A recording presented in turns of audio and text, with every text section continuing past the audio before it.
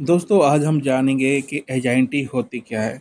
Anxiety से क्या-क्या हमें प्रॉब्लम होती है, क्या-क्या इश्यू होते हैं, वो सारी चीज़ें आज हम इस वीडियो में जानने वाले दोस्तों। दोस्तों एंजाइटी एक मेंटल हेल्थ इश्यू है, जिसमें एक व्यक्ति को अत्यधिक स्ट्रेस और एंजाइटी का सामना करना पड़ता है। और दोस्तों जब ये एंजाइटी होती है यानी कि हिंदी में चिंता, जब ये चिंता हमें घेरती है तो हमारे जो फ्यूचर के बारे में ये जो तर्कहीन विचार होते हैं, यानी कि जिनका कोई मतलब नहीं होता, जिनका कोई हमारे जीवन में लेना देना ही नहीं होता, ऐसे विचार हमारे माइंड के अंदर, हमारे ब्रेन में ये बार बार आते जाते रहते हैं। वो विचार बढ़ते ही जाते हैं और जितना वो बढ़ेंगे उतना ही ज़्यादा हम एंजाइटी का शिकार होंगे दोस्तों आजकल की भागदौड़ भरी जीवन शैली में ऐसा लगता है कि व्यक्तियों को एंजाइटी से घिरा रहना सामान्य सी बात हो गई है। यानी वो चिंताओं से ही घिरे रहते हैं दोस्तों। अक्सर जैसे मैं अपनी हर वीडियो में कहता हूँ दोस्तों कि वो पास्ट की बातों को याद करते हैं। उनको भविष्य को लेकर घबराहट रहती है, उनके मन में बेचैनी रहती है, चिंता बनी रहती है। थोड़ी-थोड़ी देर बाद वो चिंता करने लग जाते हैं और यही चीज़ थोड़ी-थोड़ी करके एक गंभीर बीमारी का रूप ले लेती है, जिसमें एंजाइटी कहते हैं, यानी कि मेंटल हेल्थ इश्यू उनमें शुरू हो जाता है, उन पर्सन में, उन पेशेंट के अंदर दोस्तों अगर हम सही टाइम पर इसका इलाज नहीं कर पाते तो ये बहुत ज़्यादा खतरनाक भी साबित हो सकती है। इसलिए इसके लक्षण हमें पता होने चाहिए दोस्तों। इसके लक्षण अगर हमें पता होंगे तो हम इसे जल्दी से जल्दी रिकवर हो सकेंगे, इससे बाहर आ सकेंगे। एंजाइटी के सिंबल क्या होते हैं, यानी कि चिंता के लक्षण क्या होते हैं? आपके अंदर मनोबल की कमी हो जाएगी दोस्तों, आपको नींद नहीं आएगी, रात को बेचैनी रहेगी, आप स्ट्रेस में रहोगे ज़्यादा से ज़्यादा टाइम तक, आपके अंदर शारीरिक कमजोरी पैदा होनी शुरू हो जाएगी, आप थोड़े-थोड़े काम करके थकने लग जाओगे, आपको किसी काम में मन नहीं लगेगा। दोस्तों मानव जीवन के विभिन्न पहलुओं को प्रभावित करती है ये एंजाइटी, जैसे कि सरकारी नौकरी, पारिवारिक झगड़े और सामाजिक संबंध, इन सब से रिलेटेड है एंजाइटी का दोस्तों।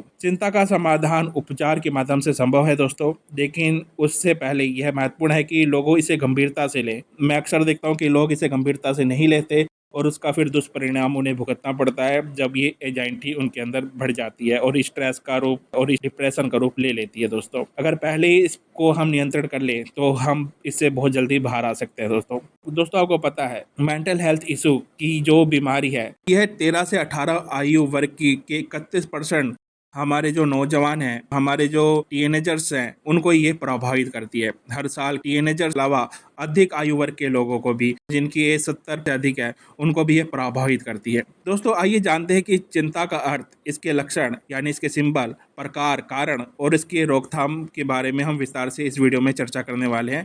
तो आइए जानते हैं इस बारे में कि एंजाइटी आखिर होती क्या है। तो दोस्तों एंजाइटी का अर्थ क्या है, यानी कि चिंता का अर्थ क्या है दोस्तों?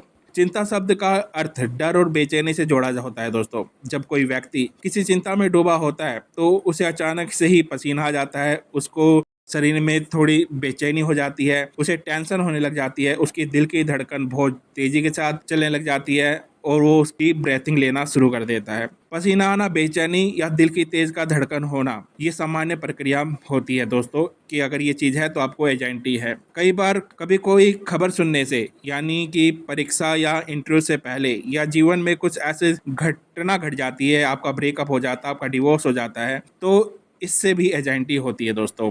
तो इन सारी चीज़ों से दोस्तों हमें चिंता होती है, एंजाइटी होती है और ये धीरे-धीरे हमारे शरीर में बढ़ती जाती है दोस्तों। तो दोस्तों अब हम इसके अगले चरण का पे बात करते हैं कि चिंता विकार का अर्थ क्या होता है। चिंता विकार एक मानसिक समस्या है, यानी मेंटल हेल्थ इशू है, जिससे प्रभावित पर्सन अपनी एंजाइटी से मुक्ति पाने में समर्थ नहीं होता। इसलिए उसकी काउंसलिंग होती है और थेरेपी भी होती है दोस्तों। समय के साथ इस समस्या के लक्षण और भी विकट हो जाते हैं, यानी कि बढ़ जाते हैं, उनमें ग्रोथ हो जाती है, जैसे मैंने पहले कहा, और इससे दोस्तों अत्यधिक चिंता होने लग जाती है, यानी आप अधिक नेगेटिव विचार सोचने लग जाते हो, आप में भय की आशंका हो जाती है, अब आपको डर लगता है छोटी-छोटी बातों में, जो किसी व्यक्ति के दैनिक जीवन में, यानी कि व्यावहारिक व्यवहार के अंदर बहुत ज़्यादा हस्तक्षेप करने लग जाती है ये एंजाइटी दोस्तों, ये चिंता दोस्तों।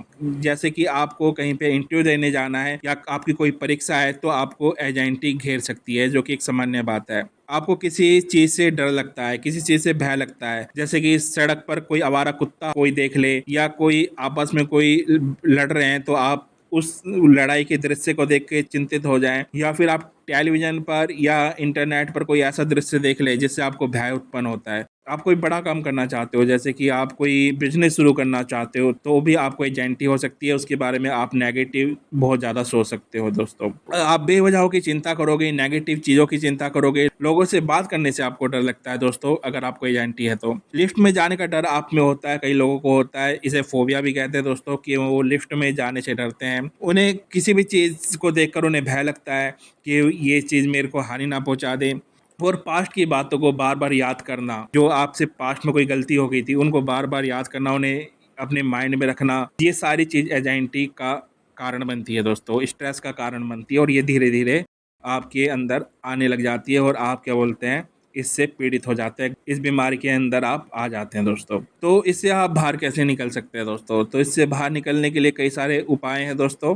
पहले तो आप थेरेपी करवाइए, काउंसलिंग करवाइए, आपकी मेडिसिन चल सकती है। आपकी विटामिन की कमी भी आप में हो सकती है दोस्तों, क्योंकि एंजाइटी होती है तो आपके विटामिन B12 की कमी आप में हो सकती है, B6 की कमी हो सकती है, B9 की कमी हो सकती है दोस्तों। तो विटामिन की कमी भी हो सकती है, तो आपके टेस्ट भी होंगे और टेस्ट में जैसी रिपोर्ट आएगी वैसे ही आपका इलाज चलेगा दोस्तों। एंजाइटी का इलाज 1 साल से 1.5 साल के बीच में चल सकता है दोस्तों। वो आपकी स्टेज के ऊपर है कि आप ज़्यादा इससे प्रभावित हैं या कम प्रभावित हैं दोस्तों। अगर आप ज़्यादा प्रभावित हैं इस बीमारी से, तो आपका ये 1.5 साल तक कोर्स हो सकता है, 1.5 से 2 साल भी हो सकता है दोस्तों। तो इसे आपको बदलना है तो सबसे पहले आपको अपने पे विश्वास रखना पड़ेगा कि मैं एंजाइटी को हरा सकता हूँ। आपको पूर्ण समर्पण के साथ वो सारी चीज़ करनी पड़ेगी जो आपका मनोचिकित्सक आपसे बोलेगा, जो आपसे वो थेरेपी में बोलेगा, काउंसलिंग में बोलेगा, वो सारी चीज़ आपको अपने दैनिक व्यवहार के अंदर लानी पड़ेगी, तभी आप इससे बाहर हो सकते हैं। आपको अपनी जीवन शैली बदलनी पड़ेगी दोस्तों। आपको मॉर्निंग में उठना पड़ेगा, योगा अभ्यास करना पड़ेगा, योग करना पड़ेगा, मेडिटेशन करना पड़ेगा, 1 घंटे वॉक करनी पड़ेगी, 1 या आधे घंटे भी कर सकते हैं आप वॉक, यानी चलना आपको ज़रूर पड़ेगा मॉर्निंग में और इवनिंग में। तो कुछ अपनी लाइफ में आप जीवन शैली आप बदलेंगे, और क्या बोलते हैं, जो आपकी काउंसलिंग होगी उससे आप धीरे-धीरे करके इससे बाहर आ जाएँगे, इससे बाहर आ सकते हैं। कुछ नट्स होते हैं जैसे काजू हो गया, अंजीर हो गई, बादाम हो गए, इन्हें आपको खाना पड़ेगा।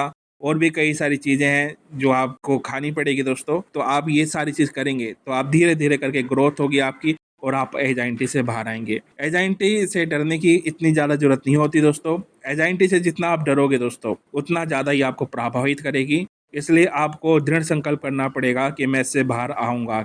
आई कैन डू इट, मैं ये कर सकता हूँ, मैं इससे बाहर आ सकता हूँ। तो ये सारी चीज़ आपको करनी पड़ेगी दोस्तों। अगर आप ये करते हैं तो धीरे-धीरे करके आप इससे बाहर आ जाएँगे।